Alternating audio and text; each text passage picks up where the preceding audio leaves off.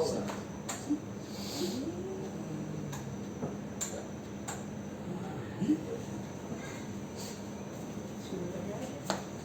Você está mais perto, que eu falo mais baixo?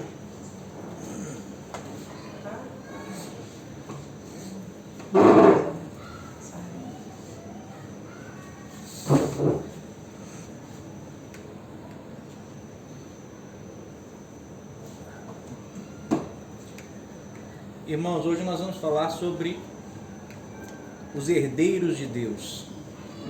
A Bíblia diz que nós somos herdeiros de Deus, co-herdeiros com Cristo. Então nós vamos... a Bíblia diz assim que a soma das Escrituras é a verdade. Que existem vários temas, vários fundamentos, vários princípios na Escritura, e que a soma disso tudo é a verdade, tá, irmãos?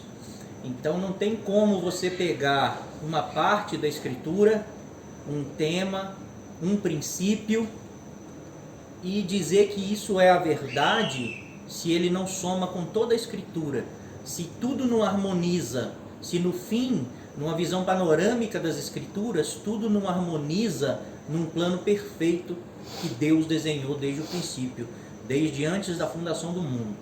Tá, irmãos? Então hoje nós vamos ver, falar sobre os herdeiros, que é a igreja, que são os eleitos, os predestinados. Primeiro nós vamos entender herdeiros de quê?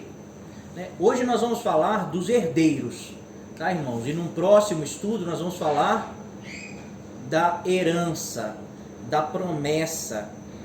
O que esses herdeiros vão herdar? Qual é a herança deles? Então, mas hoje nós vamos falar mais sobre os herdeiros, tá bom? Quando Deus fez a sua criação, Ele criou um reino, Ele criou a terra. E Ele deu ao homem a terra, tá, irmãos? Está escrito assim: também disse Deus, façamos o homem a nossa imagem, conforme a nossa semelhança, tenha ele domínio sobre os peixes do mar, sobre as aves do céu, sobre os animais domésticos, sobre toda a terra, e sobre todos os répteis que rastejam pela terra. Criou Deus, pois, o homem, a sua imagem, a imagem de Deus o criou, homem e mulher os criou, e Deus os abençoou e lhes disse: sede fecundos, multiplicai-vos, enchei a terra e sujeitai-a, dominai sobre os peixes do mar, sobre as aves do céu, sobre todo animal que rasteja pela terra.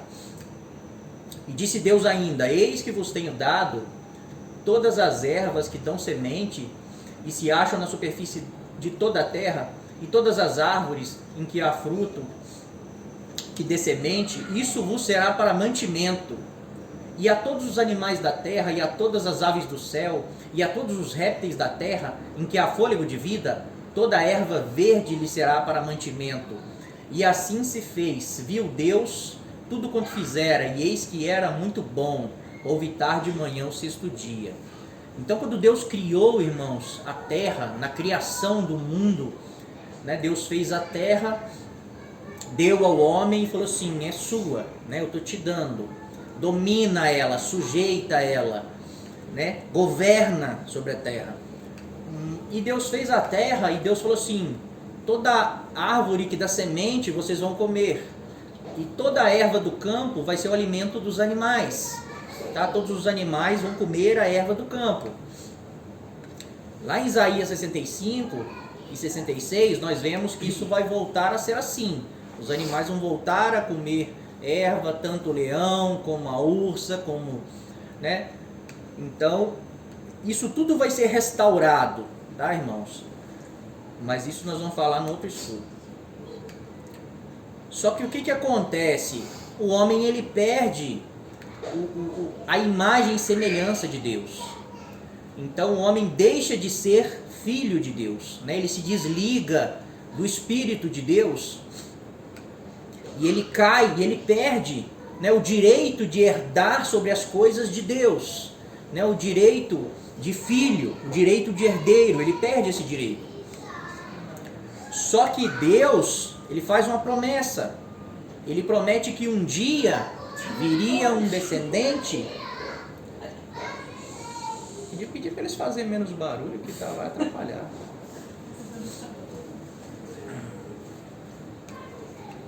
Então Deus promete um descendente que vai restaurar esses herdeiros. Ele vai devolver aos homens a condição de filhos de Deus. Tá, irmãos? E esse é Cristo. Já lá no Éden, isso é prometido. Lá em Gênesis está escrito assim: porém inimizade entre ti, né, a serpente, Satanás, e a mulher, entre a tua descendência e o seu descendente. Este te ferirá a cabeça e tu lhe ferirás o calcanhar. E a mulher disse: multiplicarei sobremodo o sofrimento da tua gravidez. Em meio de dores dará à luz filhos, e o teu desejo será para o teu marido, e ele te governará. Então Deus promete aqui um descendente, irmãos, que vai... Tem como fechar essa porta aí? O vento está balançando muito ali, vai ficar ruim.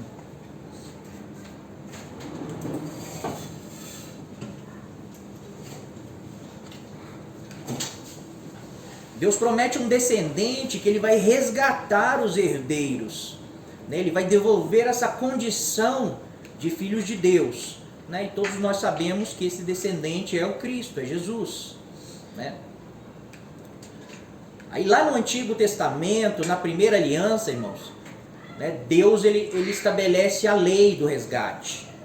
Como um parente poderia resgatar um parente próximo que caiu numa situação de escravidão, né? E também como resgatar as suas posses, a sua herança, a sua terra, né? Então Deus, lá em Levítico, ele manda dizer assim: também a terra não se venderá em perpetuidade, porque a terra é minha.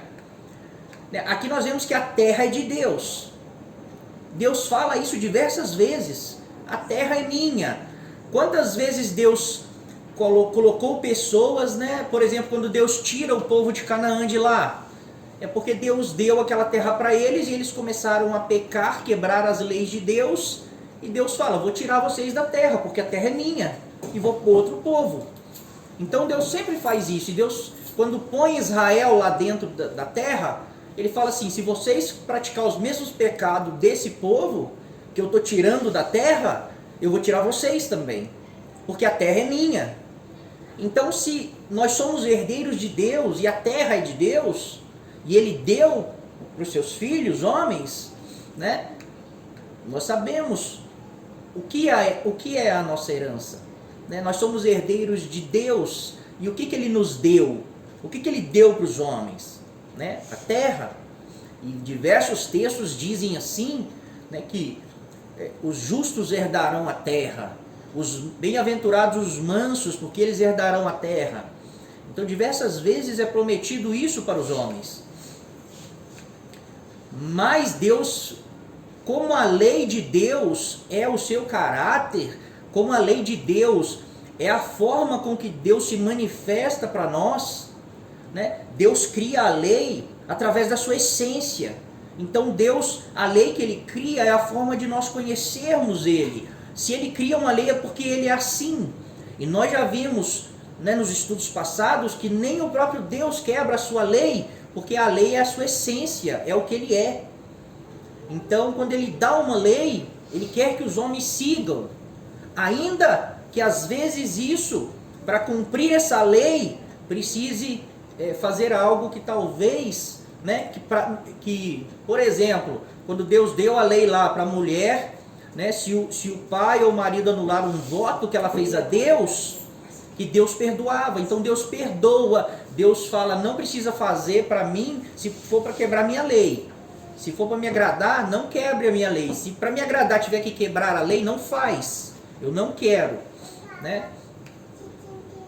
Então a lei do parente remidor é uma lei que Deus estabeleceu de como se resgataria um parente que caiu numa escravidão, ou uma posse, ou uma herança de uma terra, né, que foi vendida, mas Deus falou: não venda perpetuamente, porque a terra é minha, não é sua, é minha. Eu coloquei vocês lá, né, mas vocês não são filhos, eu estou deixando vocês ficar, né, porque a herança é dos herdeiros, um dia vai ser dado para os herdeiros. Por isso que Deus fala: se você cometer esses pecados desse povo que eu estou tirando daí, eu vou tirar você também, porque a terra é minha. Aí lá em Levítico está escrito assim, né? Também a terra não se venderá em perpetuidade, porque a terra é minha, pois vós sois para mim estrangeiros e peregrinos. Se teu irmão empobrecer e vender alguma parte das suas possessões, então virá o seu resgatador, seu parente, e resgatará o que seu irmão vendeu. Isso é o resgate da herança. Então qualquer pessoa que vendesse a terra, um parente próximo que tivesse condição, ele vinha, pagava o preço e resgatava a herança. Então Deus falou, não é para vender para sempre, porque não é sua. Então eles faziam como se fosse eles arrendavam a terra. Eles não podiam vender, porque não é deles. Tá? Quando o estrangeiro ou peregrino que está contigo se tornar rico, e teu irmão junto dele empobrecer e vender-se ao estrangeiro, ou peregrino que está contigo, ou a alguém da família do estrangeiro, depois de haver se vendido, haverá ainda resgate para ele. Um de seus irmãos poderá resgatá-lo, seu tio ou primo o resgatará, um dos seus parentes da sua família o resgatará, ou se lograr meios, se resgatará a si mesmo. Então, nem a herança, nem a terra podia ser vendida em perpetuidade.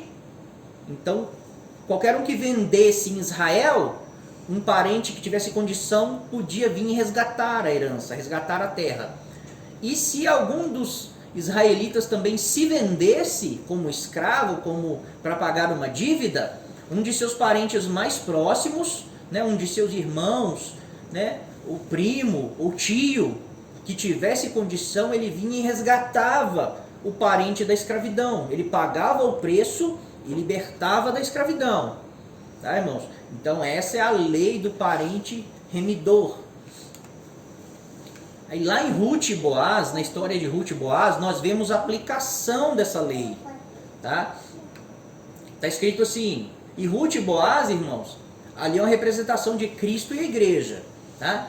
Então lá em Ruth está escrito assim, então Noemi disse a sua nora, bendito seja ele do Senhor, que ainda não tem deixado a sua benevolência, nem para com os vivos, nem para com os mortos. Disse-lhe mais Noemi, esse homem é nosso parente chegado, e um dentre os nossos resgatadores. Aqui Noemi e Ruth voltam para Israel, e Noemi fala para Ruth ir colher espigas, né, nos campos, porque tinha uma lei que toda espiga que ficasse não podia voltar colhendo, porque era para os pobres. E nem os cantos da lavoura não podiam colher, porque era para os pobres, para os estrangeiros, para as viúvas. Então Deus cuidava, né, de todos. Então quando tinha colheita, todo mundo que era pobre saía atrás do povo que colhia. Tudo que eles deixassem era deles, eles podiam pegar. Tá? Então Ruth vai colher espiga no campo de Boaz. Né? E Noemi, quando fica sabendo, ela diz assim, continua lá, porque esse Boaz, ele é um dos nossos parentes, ele pode nos resgatar, né? Ele pode resgatar a nossa herança. Aí a continuação do texto, disse ele, Boaz, né? Quem és tu? Ela respondeu, sou Ruth, tua serva. Estende a tua capa sobre a tua serva, porque tu és resgatador. Disse ele, bendita seja tu do Senhor, minha filha, melhor fizeste a tua última benevolência do que a primeira, pois não foste após jovens, quer pobres, quer ricos. Então, Noemi fala para Ruth assim, esse Boaz, ele é um dos nossos parentes, ele pode nos resgatar, ele tem condição de nos resgatar. Né? E Ruth, ela chega para Boaz e diz assim, né? Aqui já é o final, eu pulei o texto, mas ela fala assim, estende a tua capa sobre a tua serva, porque tu és o resgatador. Ou seja, ela está dizendo, eu escolhi você para me resgatar. Né? De todos os parentes, eu escolhi você como o meu resgatador. Então estende a tua capa sobre mim. Né? O que Ruth está fazendo? Né? Ela escolheu Boaz. E Boaz fala, né? Você fez bem, não foi nem alguém jovem, né? Quer pobre, quer rico, você veio a mim. Então você fez bem, minha filha. Então, o que isso ensina para nós? Se Ruth é a igreja, é a representação da igreja, E Boaz é a representação de Cristo, porque resgatador é remidor. Então resgatar, remir, significa resgatar. Né? Então, Ruth, ela escolhe o seu remidor, que é Boaz. Né? E a igreja, ela tem que escolher o Senhor. Por isso que é uma aliança. Né? Uma aliança, nós estamos na nova aliança. A aliança representa um casamento. Né? Não tem casamento se os dois não quiserem. Tem pessoas que dizem que não, as pessoas não têm escolha. Né? Mas então não seria uma aliança. Então a aliança é Cristo. A Bíblia diz que Deus provou o seu amor por nós enviando Cristo. Deus não precisava provar o seu amor por nós, mas Ele quis provar. Ele quis mostrar o quanto Ele nos ama. E Ele enviou o seu Filho para nos resgatar, para nos remir. Né? E nós temos que escolher, nós temos parte nisso. Uma aliança é assim, um convite foi feito. Assim como quando o noivo pede a noiva, né, em casamento, ela tem que dizer sim. Então um convite foi feito a nós. O Senhor provou o seu amor por nós, enviando Cristo. E Paulo diz assim, na antiga aliança existia uma lei que era assim, um mandamento: amai ao teu próximo como a ti mesmo. Mas quando Cristo vem e Ele faz a sua obra, e perto do fim Ele fala assim: novo mandamento vos dou, que vos ameis uns aos outros como eu vos amei. Por que o mandamento desde o princípio não foi assim? Porque não tinha como medir o amor de Deus. Porque Deus não tinha provado o seu amor pelos homens. Como medir o amor de um Deus que pode tudo? Né? Ainda que Ele tirou o povo lá do Egito, fez milagre, abriu o mar, como saber se isso não é o mínimo que Deus está fazendo por um povo? Os irmãos entendem? Mas quando Cristo vem e vive 30 anos se santificando pela sua noiva, né? E de repente Ele, antes de partir, Ele diz, Ele morre pela sua noiva, Ele dá a vida por ela. E antes de partir Ele diz assim: agora eu vou dar um novo mandamento para vocês, para os redimidos, que vos ameis uns aos outros como eu vos amei. E agora nós, com o Espírito de Deus, conseguimos entender a lei de Deus. E Paulo, nesse Espírito, ele diz assim que agora nós podemos compreender a altura, a largura, o comprimento, a profundidade do amor de Deus. Porque Ele provou o amor por nós, enviando Cristo. Então agora tem como medir o tamanho desse amor. Qual é o tamanho do amor de Deus? Né? É o máximo. Ele deu o melhor que Ele tinha por nós. Ele enviou o seu unigênito. E o seu unigênito viveu todos os dias por nós. Então Ele nos amou com toda a sua força, todos os seus dias. Então agora nós sabemos a largura, a altura, o comprimento, a profundidade desse amor. Então agora existe um padrão, existe um modelo para nós amarmos o nosso irmão como Cristo nos amou, como Deus nos amou. Tá, irmãos? Então nós temos que escolher esse amor. A Bíblia diz assim que no temor não tem aperfeiçoamento, no medo não tem aperfeiçoamento, mas no amor, o amor lança fora o medo. E é só no amor que as pessoas são aperfeiçoadas. Então muitas pessoas servem a Deus por medo do inferno. Muitas pessoas servem a Deus e têm medo de Deus. As pessoas têm medo de quebrar as regras de Deus e Deus lançar elas no inferno e Deus rejeitá-las. Então servem por medo, vão todos os dias na igreja, não falta de culto, porque pensa que Deus vai ficar irado com isso. E não servem ao Senhor por amor, servem por medo. Né? E a Bíblia diz, no temor, né, não tem aperfeiçoamento, mas o amor lança fora o medo. E só no amor somos verdadeiramente aperfeiçoados em Deus. Então, um convite é feito para nós pelo remidor. Ele está aí, ele se mostrou, ele falou: eu quero resgatar, mas vocês têm que me escolher. Não quer dizer que nós temos mérito nesse resgate, porque nós não temos mérito nenhum, mas nós podemos rejeitá-lo. Muitos vão rejeitar o Senhor. Então, nós temos que escolher por amor. Tá, irmãos? Nós temos que servir ao Senhor por amor, porque é uma aliança. Ele se apresenta para nós como noivo. Deus se apresenta a nós como pai. Jesus também se apresenta a nós como irmão. Então, é sempre por amor. Tá, irmãos? Então, Ruth, ela escolhe Boaz. Lança tua capa sobre mim, porque você é o meu remidor. Eu te escolhi. Né? Boaz tinha condição de resgatar Ruth. Ruth não tinha condição nenhuma. Então, Ruth não tem mérito. Né? O mérito é todo de Boaz. Tá bom, irmãos? Aí Cristo veio resgatar a nossa herança. Lá em Lucas está escrito assim: e elevando, mostrou-lhe no momento todos os reinos do mundo. Isso aqui é Satanás, né, tentando o Senhor Jesus. Disse-lhe o diabo: dar-te-ei toda esta autoridade e a glória destes reinos, porque ela me foi entregue e eu a dou a quem eu quiser. Portanto, se prostrado me adorares, toda será tua.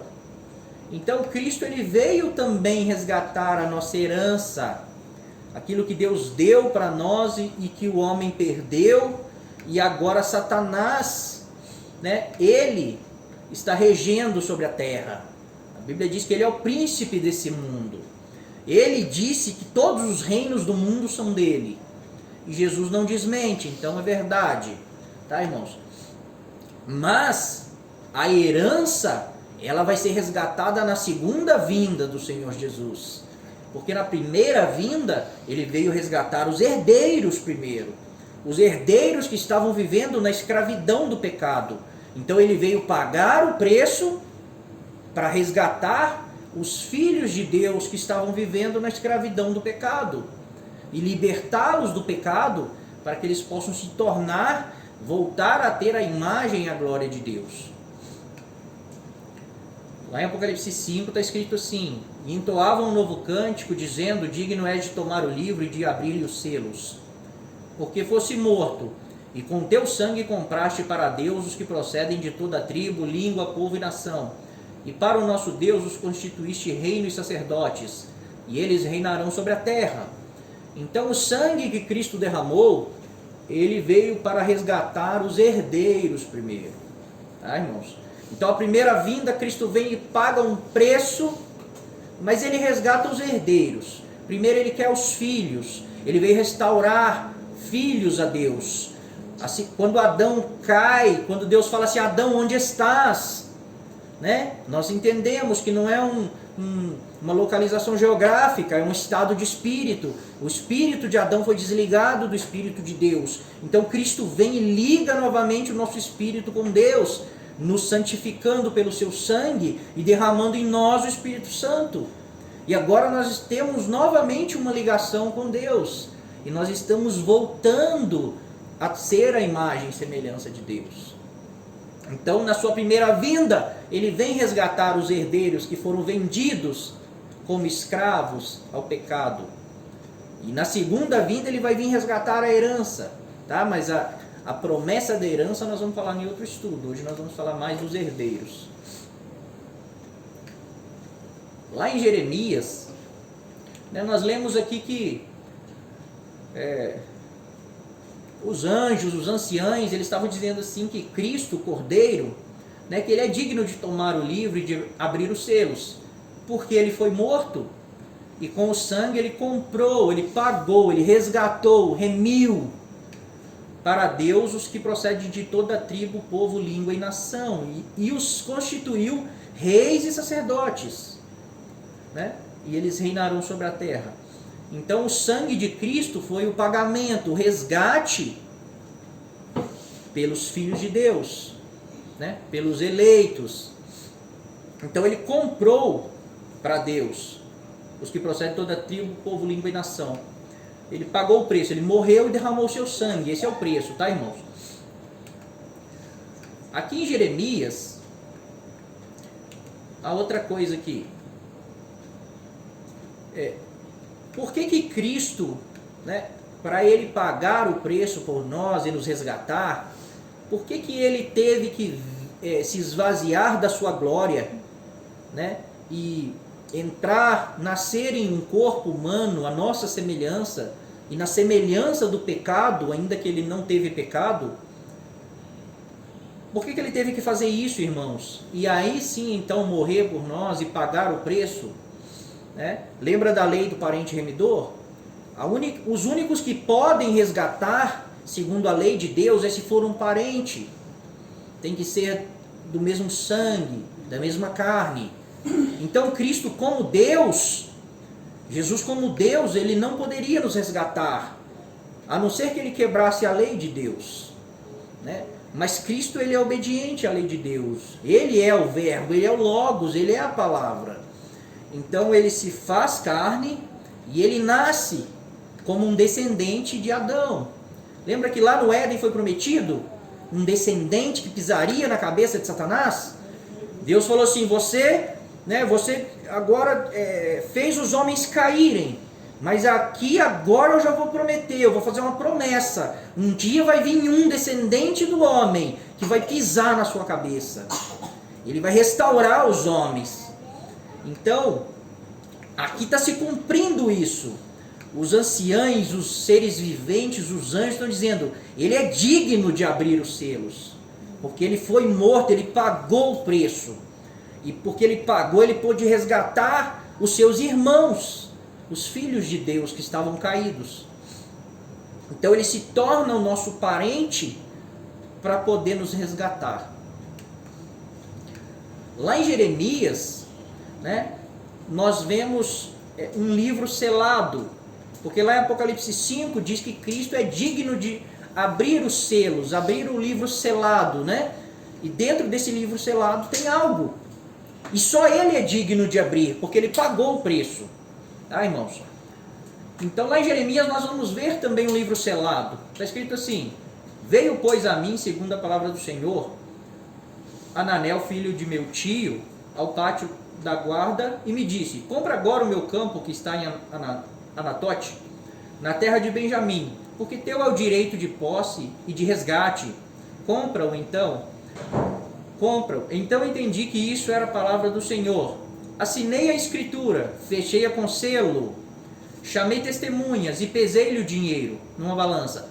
Tomei a escritura da compra, tanto a selada, segundo manda a lei e os estatutos, como a cópia aberta. Então os irmãos percebem que quando um resgate ia ser feito, aqui, ó, porque teu é o direito de resgate do meu campo, porque é da família, você é meu parente, então você pode resgatar. Então Jeremias, quando ele vai comprar, o que ele tem que fazer? Né? Assinei a escritura, fechei com selo, chamei testemunhas, pesei o dinheiro, ou seja, paguei o preço, né? E resgatei a herança. Então nós vemos que isso é a lei de Deus. Tá? A lei foi estabelecida, a lei era cumprida. Quando nós vemos Cristo com um livro selado, nós podemos entender isso aqui. Ó. Naquele livro selado está o que ele está resgatando. Ali é o que ele está resgatando. Tá, irmãos? Aí lá em Apocalipse 5, né, o livro selado do Cordeiro. Vi também um anjo forte que proclamava em grande voz: quem é digno de abrir o livro e desatar os selos? Ora, nem no céu, nem sobre a terra, nem debaixo da terra, ninguém pôde abrir o livro, nem mesmo olhar para ele. E eu chorava muito, porque ninguém foi achado digno de abrir o livro, nem mesmo de olhar para ele. Então João está vendo, né? Existe um livro e ninguém é digno de abrir aqueles selos, de desatar os selos e abrir o livro. Nem no céu, nem na terra, nem debaixo da terra. Ou seja, nem Miguel, nem Gabriel, nem qualquer ser vivente era digno de abrir esse livro. Aí eles falam assim: mas ninguém foi achado digno de abrir o livro, nem mesmo de olhar para ele. Né? Aí a continuação do texto diz assim: todavia um dos anciãos me disse: não chores. Eis que o leão da tribo de Judá, a raiz de Davi, venceu para abrir o livro e os seus selos. Seus 7 selos. E os seus 7 selos. Então, irmãos, o ancião fala assim: não chora, João, porque tem um que é digno de abrir o livro. Quem é esse digno de abrir o livro? Né? Ele é o leão da tribo de Judá. Ou seja, está falando, ele é judeu, ele é das 12 tribos de Israel. Ele é a raiz de Davi, ele é filho de Davi. Ou seja, ele é homem. Ele nasceu de Judá. Ele é descendente de Davi. Ele é um parente de Adão. Ele é descendente de Adão. Nós vemos lá em Marcos, ou em Mateus, não estou lembrado, a descendência, a genealogia de Jesus, vai de Jesus até Adão.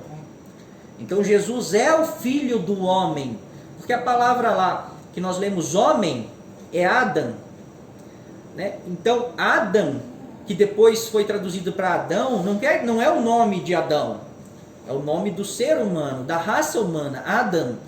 Adão era chamado de Adam, mas Eva também era chamada de Adam. Então quando Deus fala assim, ó, da mulher vai vir um descendente que vai pisar a cabeça da serpente. E Lucas fala diversas vezes, chamando Jesus assim, o filho do homem. Na verdade ele está dizendo, o filho de Adão. Ele é descendente de Eva, ele é descendente de Adão. Então ele é da tribo de Judá, ele é descendente de Davi, e ele venceu para abrir o livro e os seus 7 selos. Então vi no meio do trono e dos 4 seres viventes e entre os anciões de pé um cordeiro, como tendo sido morto. Ele tinha 7 chifres, bem como 7 olhos, que são os 7 Espíritos de Deus enviados por toda a terra. Então como que ele venceu para resgatar como um cordeiro? Ele veio para ser sacrificado por nós, pagar um preço de sangue. Então ele paga o preço de sangue e nos resgata, mas antes ele teve que ser da tribo de Judá, ele teve que ser descendente de Davi, ele teve que se tornar homem, ele teve que se tornar um nosso parente para nos remir. Veio, pois, e tomou o livro da mão direita daquele que estava sentado no trono, da mão de Deus. E quando tomou o livro, os 4 seres viventes e os 24 anciãos prostraram-se diante do cordeiro, tendo cada um deles uma harpa e taças cheias de ouro, cheias de incenso, que são as orações dos santos. E entoavam um novo cântico, dizendo: digno és de tomar o livro e de abrir-lhe os selos, porque fosse morto, e com o teu sangue compraste para Deus os que procedem de toda tribo, língua, povo e nação, e para o nosso Deus os constituíste reino e sacerdotes, e reinarão sobre a terra. Então ele é digno, por quê? Porque ele se tornou nosso parente e pagou o preço do nosso resgate. Ele nos remiu com a sua morte, tá, irmãos? Então Cristo ele veio cumprir a lei, porque olha o que estava escrito na lei. Lá em Ruth está escrito assim: então Boaz tomou 10 homens dos anciães da cidade e disse: assentai-vos aqui, e assentaram-se. E lá em Jeremias está escrito assim: assinei a escritura, fechei com selo, chamei testemunhas, pesei o dinheiro. Quem são as testemunhas? Os anciães, olha só.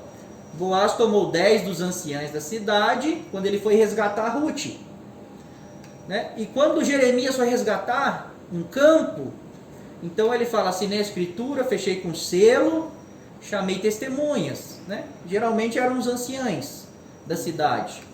Pesei o dinheiro, né? Paguei o preço numa balança, tomei a escritura da compra, tanto a selada, segundo manda a lei e os estatutos, como a cópia aberta.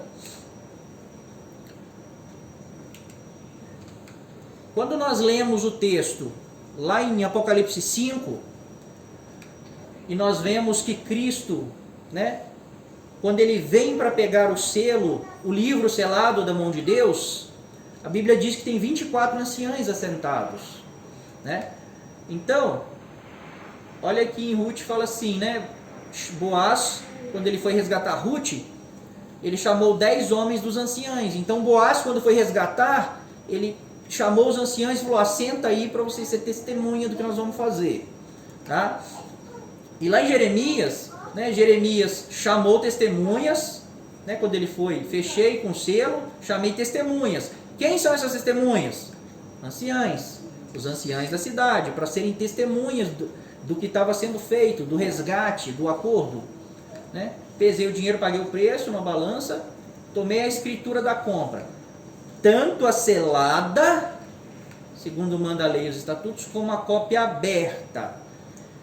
Agora eu vou falar algo que eu acho, que eu interpreto dentro do que eu conheço das escrituras, tá, irmãos? Nós sabemos, a maioria dos irmãos sabe, que esse livro selado que Cristo pega, ele é o livro da vida. E ali dentro está escrito o nome dos eleitos, dos escolhidos. O nome deles está escrito dentro daquele livro. Por isso, quando ele pega, só ele é digno de pegar o livro. Porque com o sangue dele ele resgatou, ele comprou homens de todas as tribos, línguas e nações. Então, dentro daquele livro selado está o nome dos eleitos, dos que ele resgatou. Tá, irmãos? Mas, aqui fala assim, em Jeremias é revelado assim para nós, que quando era feito o acordo, existia uma cópia selada, mas existia também uma cópia aberta. Se o livro selado é o livro da vida, o que é a cópia aberta? Né? Quando nós aprofundamos nisso, né? É igual eu falei para os irmãos, é algo que eu acho, é algo que eu creio de alma. Né? Essa cópia aberta é a palavra de Deus. Porque ninguém que não cumprir tudo que está escrito na palavra de Deus, que está aberta para nós, que foi revelada para nós, quem não cumprir tudo que está ali dentro, quem não se colocar nessa forma da lei de Deus, não vai ter o nome escrito no livro da vida. Então, Paulo diz assim lá em 2 Coríntios 3, que quando o véu foi tirado de nós, que as pessoas olhavam para a lei de Moisés e não conseguiam ver, não conseguiam entender a glória que tinha a palavra de Deus, mas Cristo ele tirou o véu dos nossos rostos e agora nós podemos contemplar a glória de Deus na palavra, nessa cópia aberta, e que de glória em glória nós somos transformados na imagem do Filho de Deus. E a Bíblia diz que nós somos chamados para sermos conforme a imagem de Jesus, para sermos semelhantes a Ele. Então, se Paulo diz que olhando para as Escrituras, nós de glória em glória vamos sendo transformados na imagem de Cristo, então é o livro da vida, é a cópia aberta. A Bíblia diz que as palavras de Deus, ela é espírito e ela é vida. Então tem um livro da vida no céu, mas tem um livro da vida também na terra. E é Ele que nos conduz, que nos faz, é um manual para que nós possamos se tornar a imagem e semelhança de Jesus, porque o nosso nome está escrito no livro da vida. Os irmãos entendem? Então, se meditarmos profundamente nisso aqui, vamos entender isso. Vamos entender um livro selado no céu, o livro da vida, um livro aberto na terra, a palavra de Deus.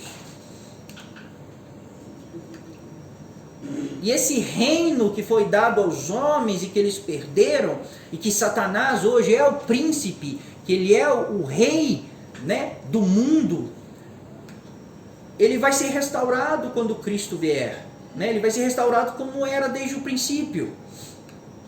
Lá em Isaías 65 nós vemos aqui,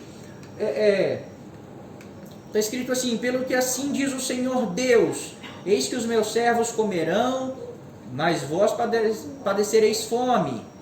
Os meus servos beberão, mas vós tereis sede.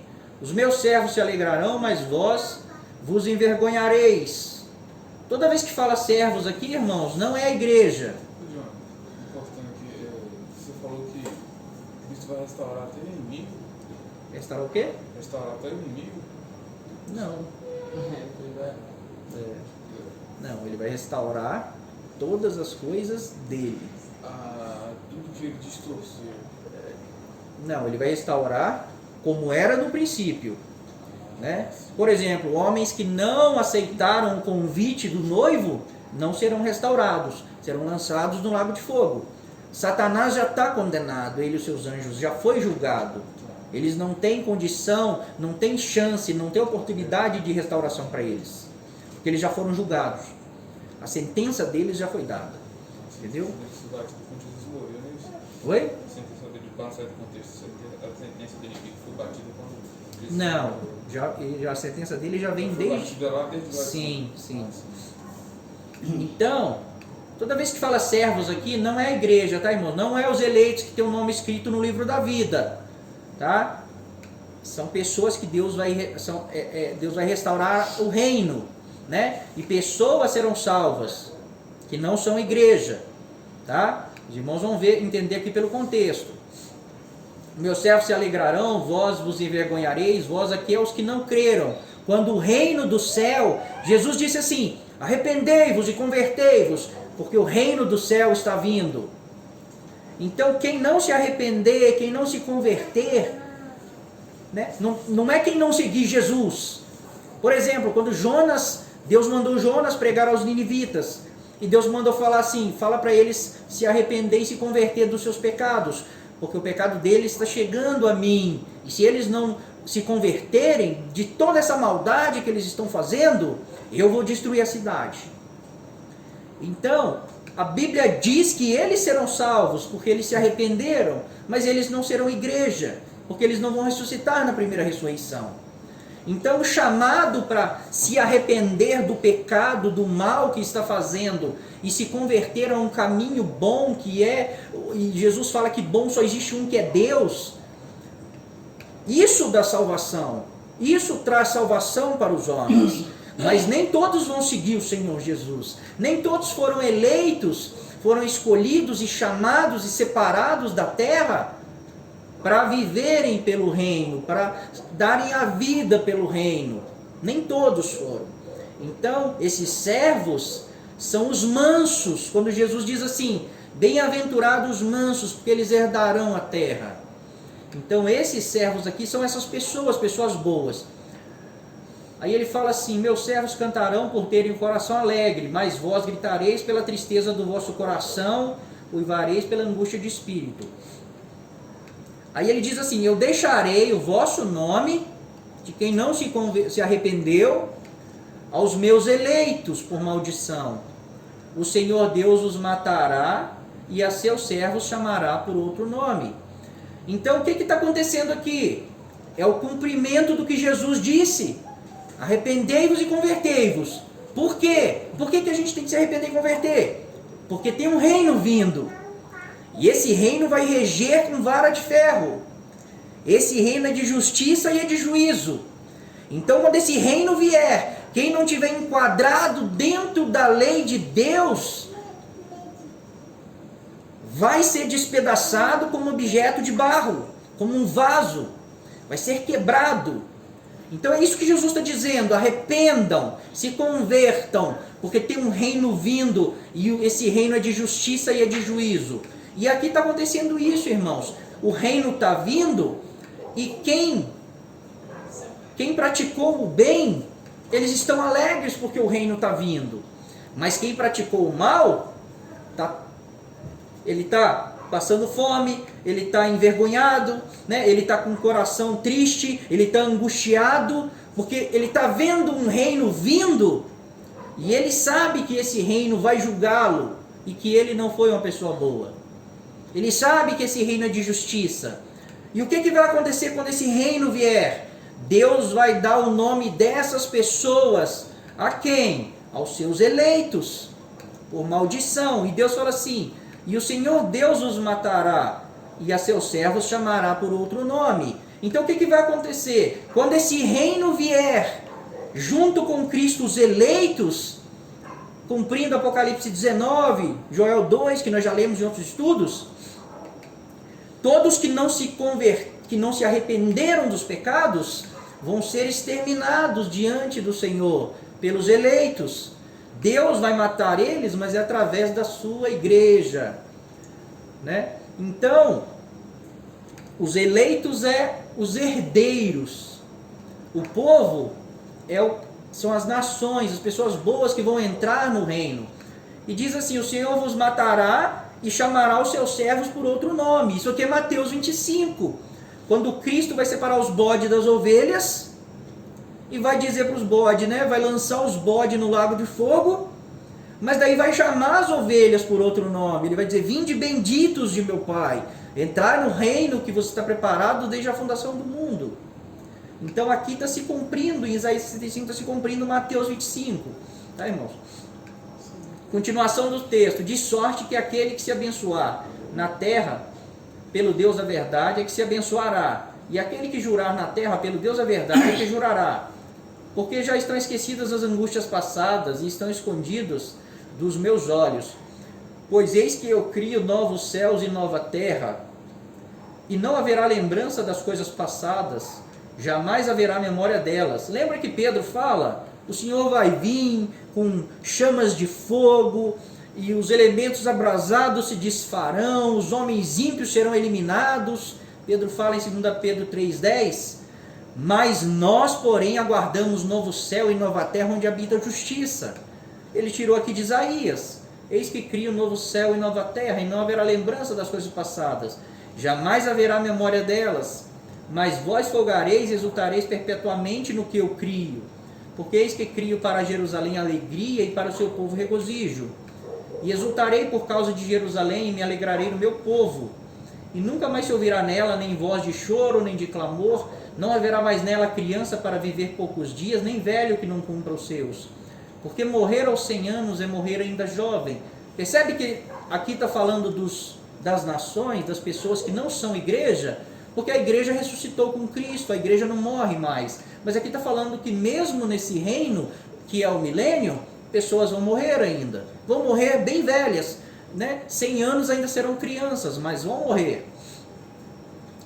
Quem pecar só aos 100 anos será amaldiçoado. O lobo e o cordeiro pastarão juntos. Lembra que nós abrimos, né, o estudo falando da criação, onde todos os animais comiam da erva do campo. Quando Deus restaurar essa herança, né, vai voltar a ser como no princípio. O lobo e o cordeiro vão pastar juntos, né? E o leão vai comer palha como o boi. Então o leão vai voltar a comer palha como era no princípio. Pó será comida de serpente, não se fará mal nem dano algum no meu santo monte, diz o Senhor. Filhos e herdeiros. Lá em Romanos 8 diz assim: o próprio Espírito testifica com o nosso Espírito que somos filhos de Deus. Ora, se somos filhos, somos também herdeiros. Herdeiros de Deus e co-herdeiros com Cristo. Se com Ele sofremos, também com Ele seremos glorificados. Então, o que nós vamos herdar? O que é de Deus e o que Ele deu para nós. Deus fez algo para nós, só que não é nosso mais. Não é nosso agora, né? Foi perdido. Mas a Bíblia diz que nós somos herdeiros de Deus e co-herdeiros com Cristo. Então, o que nós vamos herdar junto com Ele. Tá, irmãos? Nós não vamos herdar nada separado de Cristo. O que Ele herdar, nós vamos herdar. Tá bom? Lá em Hebreus está escrito assim: havendo Deus outrora falado muitas vezes de muitas maneiras aos pais pelos profetas, nestes últimos dias nos falou pelo Filho, a quem constituiu herdeiro de todas as coisas, pelo qual também fez o universo. Então Cristo, Ele é herdeiro de todas as coisas. Herdeiros e habitantes. Lá em Isaías nós lemos, né, sobre os eleitos e sobre os servos.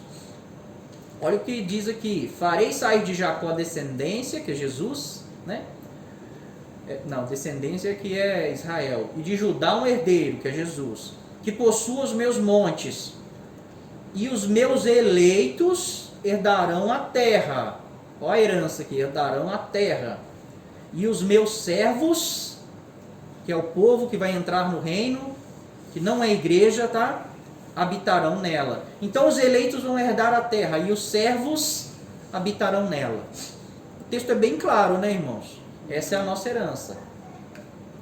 Lá em Romanos 4, Paulo fala assim: Não foi por intermédio da lei que Abraão ou a sua descendência coube a promessa de ser herdeiro do mundo, e sim mediante a justiça da fé. Essa palavra mundo aqui, irmãos, é a palavra cosmos. Né? No grego é cosmos. Lembra que muitos irmãos usam aquele texto onde Jesus diz assim, que nós não somos do mundo como ele do mundo, não é? É a mesma palavra, é cosmos. Tá? Então, se nós não somos do mundo, e por isso nós não vamos ficar aqui, esse mundo não presta, não vale nada, nós vamos ser tirados do mundo, porque Cristo diz, como eu também do mundo não sou. Por que a Bíblia diz que foi prometido a Abraão e a sua descendência ser herdeiros do mundo? E é a mesma palavra, cosmos. Né? E se nós lermos lá em Gálatas 3:29, vai falar assim que, aqui diz assim que foi prometido a Abraão e a sua descendência, uma promessa de ser herdeiros do mundo. Aí lá em Gálatas 3:29 vai dizer assim que se nós que estamos em Cristo somos descendência de Abraão e herdeiros segundo as promessas. Então quem que é essa descendência que coube essa promessa? Foi a nós, quem está em Cristo. Né? O verdadeiro Israel, a verdadeira a descendência espiritual de Abraão. Tá?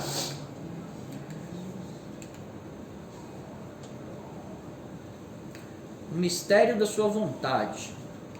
Colossenses, Paulo diz assim, porque aprove a Deus que nele... irmãos, voltando aqui. Foi feita uma promessa para Abraão e a sua descendência. Né? Ser herdeiros do mundo. Abraão foi herdeiro do mundo? Abraão não foi herdeiro do mundo. Né?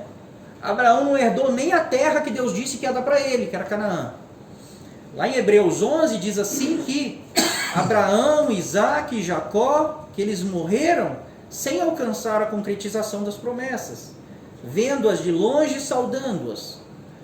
Ou seja, Deus ele não quebra promessas. Quando Deus fez essa promessa, Abraão sabia que não era naquele tempo, que não era nessa vida. Né? Porque diz assim que Abraão ele aspirava a uma pátria superior. Então Abraão ele tinha uma esperança de que ele vai herdar o que Deus disse que ele vai herdar. O mundo, a terra. Mas, aí a Bíblia diz assim que não se cumpriu as promessas lá em Hebreus 11, que isso não se cumpriu com eles, porque Deus estava esperando nós. Deus estava esperando, ele planejou algo maior para nós, para que aqueles heróis da fé não fossem aperfeiçoados, ou seja, eles não recebessem a promessa, a herança, que é a ressurreição, que é o reino, sem nós. Então eles morreram. A Bíblia diz assim que o mundo não era digno deles. Eles estavam no mundo, mas que o mundo não era digno deles. Se Deus quisesse ressuscitá-los ali naquele tempo, Deus faria, para eles herdarem as promessas, porque eles andavam com Deus.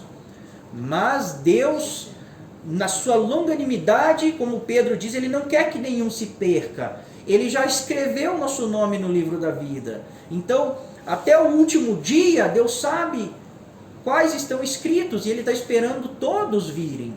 Ele está esperando todos atenderem o chamado. Então, eles não herdaram ainda a promessa, porque Deus está esperando todos nós, que Ele chamou, que Ele predestinou, fazermos o nosso papel, aceitarmos o convite e Ele salvar o máximo de pessoas que Ele puder.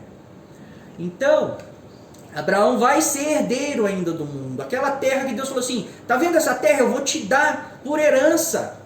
Deus vai dar, porque Deus não deu. Abraão não teve, Abraão não morou naquela terra, a terra nunca foi dele. Mas Deus vai cumprir a sua promessa para Abraão. Quando? Quando cumprir para nós também. Tá, irmãos? E nós vamos herdar o que Abraão vai herdar também. Tá? Muitos irmãos acham que as promessas do Antigo Testamento eram para um povo e as do Novo Testamento é para outro povo. Não! Gálatas 3:29 fala que nós somos a descendência de Abraão e herdeiros das promessas que foram feitas a Abraão. Aí Paulo fala assim lá em Colossenses.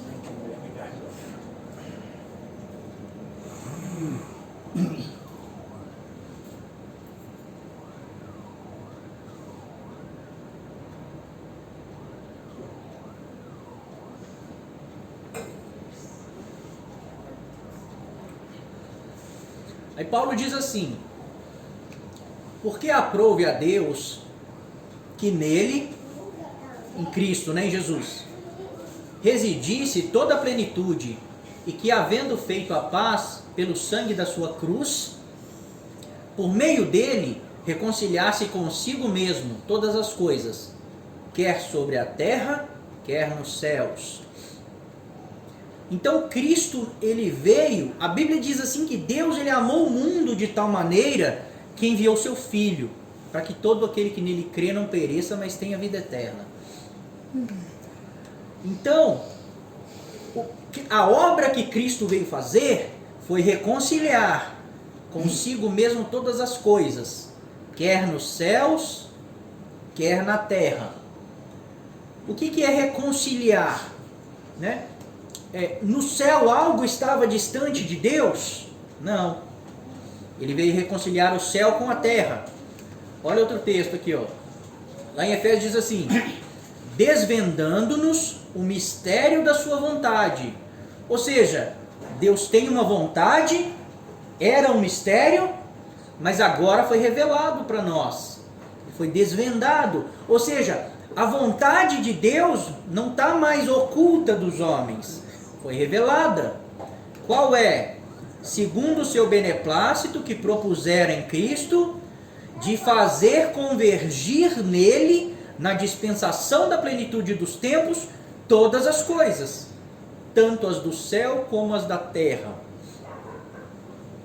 Então, qual que é a vontade de Deus, irmãos? Que foi revelado para nós aqui. É que em Cristo, Deus vai reconciliar o céu e a terra. Que em Cristo, todas as coisas vão convergir nele. Tanto o céu, tanto as do céu, quanto as da terra. Por quê, irmãos? Porque quando Deus fez a terra, Ele fez ela para morar com nós. E Deus vinha todos os dias na viração do dia, e Deus pisava na terra. Então a terra era um lugar onde os homens e Deus moravam juntos. Ainda que Deus não ficava, né, o tempo todo. Deus, Ele é onipresente. Mas o que acontece hoje? Hoje o céu é a morada de Deus. Deus não desce na terra. Porque se Ele descer, né, Ele disse: se o homem ver a minha face, todos morrerão. Por quê? Porque são pecadores. Então Deus não pode mais descer na terra. Ele envia o seu Filho. Ele envia os seus anjos. Mas Ele não vem. Mas qual que é o plano de Deus? É morar com nós. É habitar com nós. Mas o que acontece hoje? Hoje o céu é a morada de Deus e a terra é a morada dos homens. Mas qual que é a vontade de Deus? É reconciliar novamente o céu e a terra. É fazer em Cristo, na dispensação da plenitude dos tempos, convergir nele tanto o céu quanto a terra. Então Cristo, ele vai fundir céu e terra. O céu, o reino dos céus, vai vir e vai se fundir com a terra. Então a terra vai passar a ser não somente, né, um reino físico, não um reino carnal, mas também vai ser um reino espiritual. Filhos de Deus vão estar andando sobre a terra. O reino de Deus vai governar sobre a terra.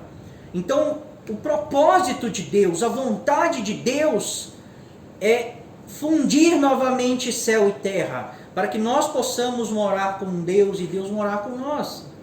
Por isso o reino do céu está vindo. Porque no céu, nada que está na terra, no céu não precisa de nada que tem na terra. O céu é completo, o céu é perfeito. Nada daqui precisa ir para lá, nada. Lá já tem tudo. Mas tudo que puder vir do céu para cá, vai ser bom. A terra precisa do céu. Vocês irmãos estão entendendo?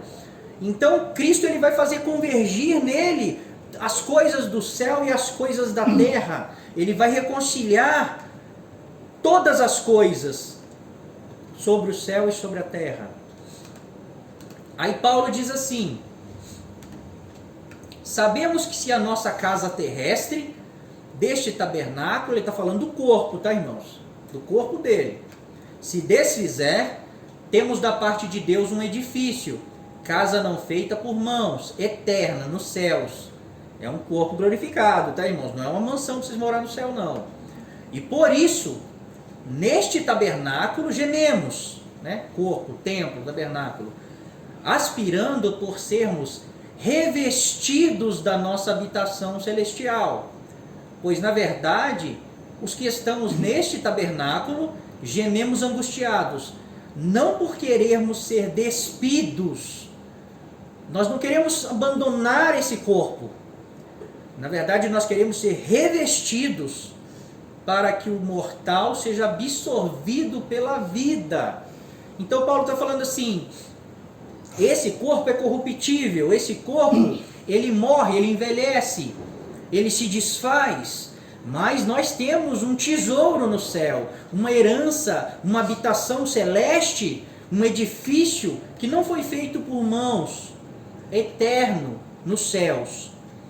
E ele fala assim, e nós que estamos agora nesse tabernáculo gememos, aspirando por ser revestidos desse corpo, dessa habitação.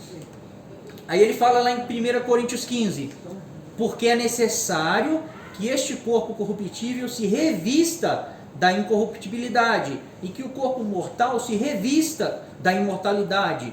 E quando esse corpo corruptível se revestir de corruptibilidade e o que é mortal se revestir de imortalidade, então se cumprirá a palavra de Deus que está escrita, tragada foi a morte pela vitória. Então o que Paulo está dizendo? Nós não vamos ser despidos do nosso corpo. Não é essa a promessa. A promessa é que nós vamos ser revestidos de um corpo celeste, de um corpo celestial. Os irmãos estão entendendo? Não existe uma promessa, a nossa herança não é morrer em espírito para um lugar prometido. A promessa é ser revestido de um corpo imortal e incorruptível, para aí sim herdarmos, sermos herdeiros e herdarmos a herança. Ficou claro para os irmãos? É o céu na terra. É isso que Cristo veio fazer. Esse é o plano de Deus. Primeiro ele resgata os herdeiros. E quando ele revestir os herdeiros dessa glória dos céus, aí sim os herdeiros vão tomar de volta a herança que eles perderam. E fim. Esse é bem curto. Bom, amém, muito bonito.